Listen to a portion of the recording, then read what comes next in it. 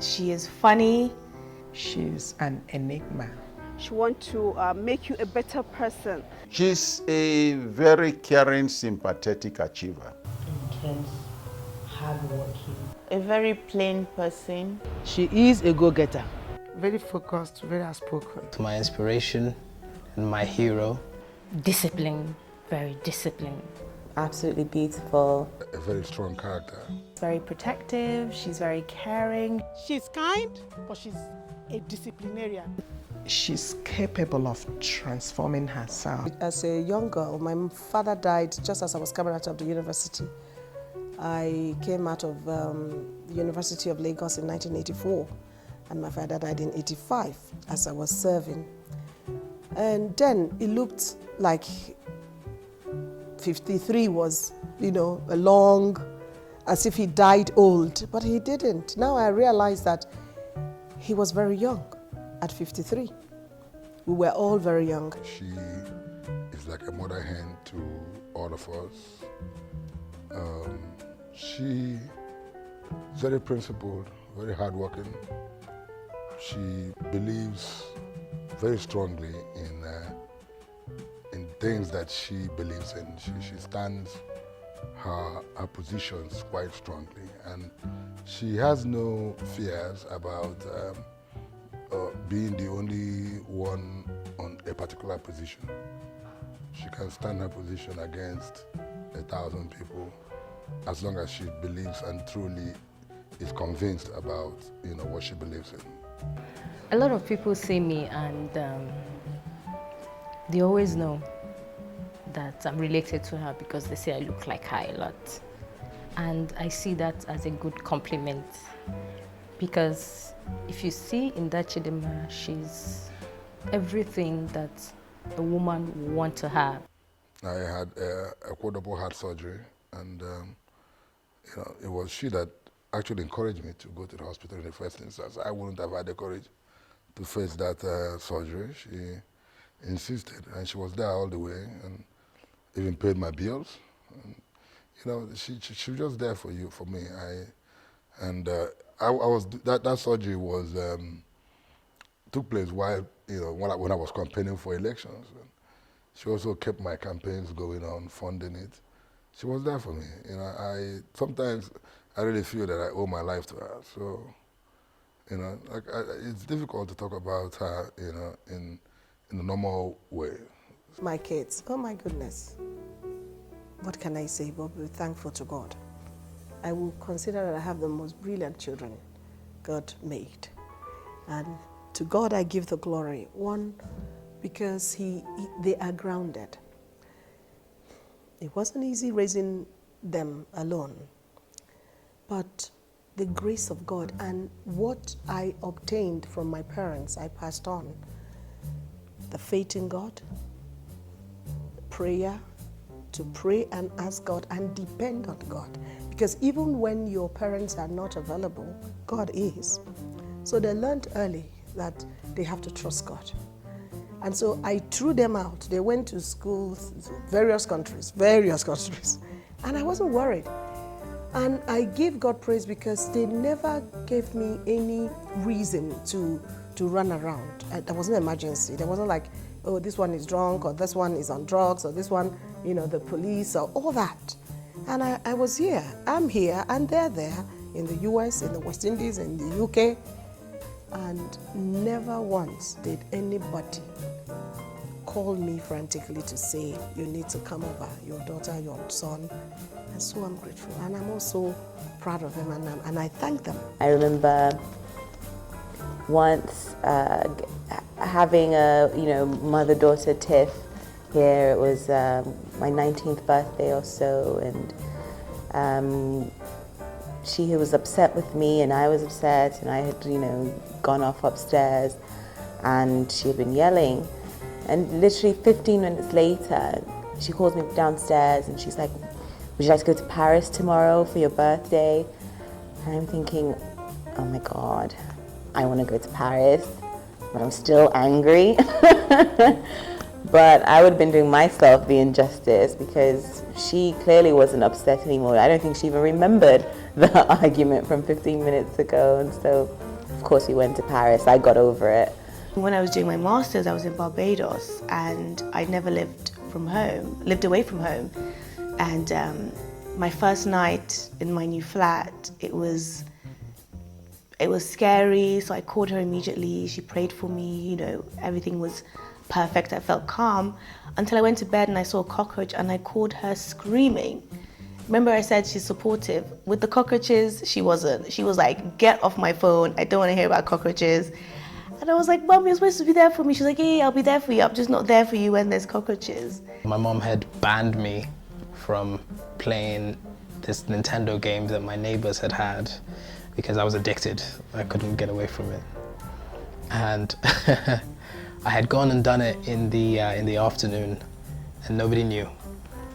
Except somehow she knew. And when I came back, she was in the room, she didn't know where I was. She was like, okay, where have you been? I was like, yeah, Mom, I had a good time. I was just chilling out, playing outside. She was like, okay. And then she grabbed my hand and she could see the circle of the button on my thumb.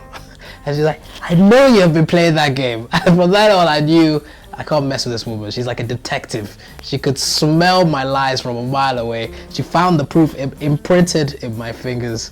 That's one of the strongest memories I have. Since then, I never even bothered to lie to her. There's no point. You know, nothing was planned for my birthday. It was just a normal, average day. But I didn't know that my mum had planned with my sister to come and surprise me. And I was very surprised, and it was really quite amazing. And she took me out to dinner, and it was just a great experience. They believe I'm crazy. I know, they don't tell me, but they act it, and they think I'm crazy. Another word to describe her is crazy. If people would describe her as crazy, I would completely understand where they're coming from. This police guys, they stopped us, and I thought, okay, right, I need to come out of this car, explain to them or something, and, you know, protect my mum. Little did I know she had jumped out of the van, screaming at the policeman, "Your name intimidate, your name intimidate." And we were all laughing like she was about to beat this guy down. I am surrounded by friends who love me and friends I love.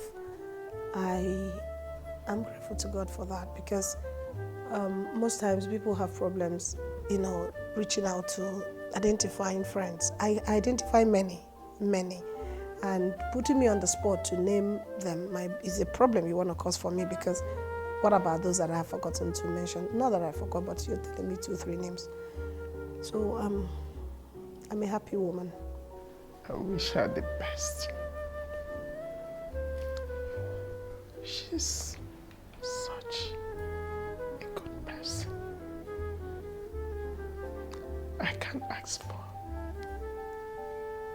more from her. 3 days after I met Chidinma Wajimogu, she had the opportunity to give me a ticket to go to Saudi Arabia on the pilgrimage, and she did not hesitate to give it to me at all. You know, we are like the first said that we are school age after the war. You know, we got to school at the right age, unlike most big ones who met there. We were small, we didn't even quite understand why we were in school. We do nothing but make noise, eat our provisions and make noise, you know, make noise and keep gisting. It was so bad that she used to be everywhere, you know, because she's an intelligent girl. During debating, she's there. Drama, she is there. During noise making, she's also the chairman of the noisemakers in class. Everybody has different names for her. Some call her Excellency, some call her Dr. Chidinma, some call her Lady C, some call her Mom, some call her Big Sis. You know, everyone has a name, even those that are, you know, way ahead of her in age. You know, it was so bad that when they write names of noisemakers in class, even when Chid is not in class, they will still include her name. That's how, you know, outstanding she was when we were in secondary school. I'm grateful to people that God has brought my way. I do not take them for granted, because I know that people are still looking for genuine friends to deal with. I have lots of them. Recently, I've been taught to mix a lot of spirituality with excellence, but with Dr. Chidinma, trust me, it's way beyond that. It's more like distinction with spirituality. I have always been involved with women. I was the president of the women ministry in my church in the late 90s, and then before I moved on to live in the UK. And when I showed interest in politics in 2003 to contest for the Federal House of Representatives, I also had a women group called the Frontline Women, and then had a youth group called the Able Youths. So I've always worked with women in the rural communities and then in the church. So I joined DFAO, I registered with DFAO without knowing who is the founder or the president. So when I registered with DFAO, the DFAO now invited me with my products. I brought it. So they brought it to Abuja for a program whereby I was given the unique woman because of that product. Women empowerment is important because apart from empowering the next generation, you're also making the world a better place. And so for DFA, we've been able to tap into the women in the rural communities, because the first thing we decided to do was to teach skills, to empower the women, because it's not enough to, everyone can be a trader. We can't all trade in the market. We can't all sell rice and tomatoes and things like that. But we can transfer skills. We can do things at home. If you are married to a man who do not want you to go to work outside his home, then at home you can practice your skills, and you can teach other people. You can teach your daughters. So we've been able to train women in some unique things, because when we started putting the women together, we found out that a lot of our women in this country are blessed with unique talents. Some make handbags with corn husks, some make handbags with polythene bags, some make handbags with thread and all kinds of fabrics, and especially most of them from waste. So it was easy to start that training without so much money, because we could pick our raw materials outside your house. We help you clean your environment, and we turn what we've gathered from your environment into money. Igbobuike Cancer Foundation was set up in 2006. In fact, it was launched on the day that my mother was being buried. And I would say my mother actually started it when she was sick at the hospital, and she kept saying, because she met a lot of people coming in for, one cancer or the other, for treatment, newly diagnosed ones, those who are managing it, survivors, just, she met their relatives. And before then, nobody paid serious attention to cancer. I didn't, even though I had lost 2 friends to cancer, one to breast cancer, one to bladder cancer, and 2 women. So I had also met those who had survived cancer. But then cancer came home this time. It was my mom, a woman who lost her husband, very early on. She was 40 when my father died at 53. And, she had 10 children to raise, 10 of us to raise alone. And 20 years later, she's been diagnosed with cancer. And at the point where you would think, okay, Mama will raise her feet and just relax. But then cancer came. And so we had to battle it. And then she made it very important for us to realize that we had to talk about it. If she lived, that she was going to be part of the, she was going to be involved in the fight against cancer. If she didn't survive, that we had more burden to tell people about cancer and just to raise the awareness. So when she died, the day she was in bed, we launched the foundation actually, and it started from there.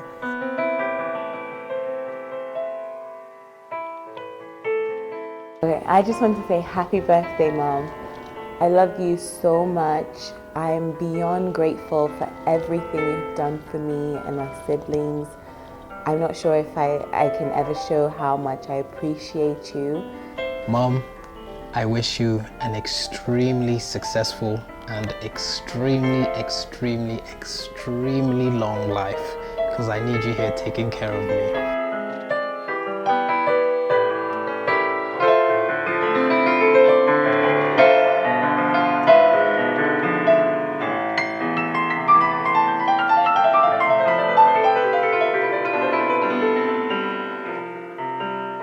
So Mum, I just want to wish you a happy birthday. Thank you so much for all you've done in my lives and my other siblings' lives. I'm so happy we're here to celebrate with you.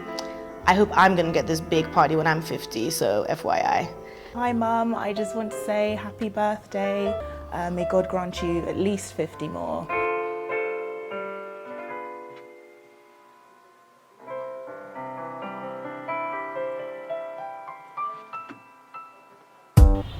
I wish Chidinma many happy returns. I wish her good health, long life, prosperity, and long life in the service of our Lord Jesus Christ. I want her to know that we love her so much. It's impossible to try to make for us to put in words how we appreciate her. And I'm saying this on behalf of all my siblings and all members of the family, including our in-laws and everybody. We deeply and truly love her. For me, I do love her. Like I said, I owe my life to her. I do. And a lot of my achievements today I credit to her because she's been the one behind me, pushing me, giving me the encouragement and the drive that is required. I have nothing but to say I wish her well and commit her to the favors of heaven. My MP, I wish you the best of the golden years of your life. So Mommy, from the bottom of my heart, I wish you all that God intends for you. I want you to live the rest of your life purposefully because that is what God intends for you.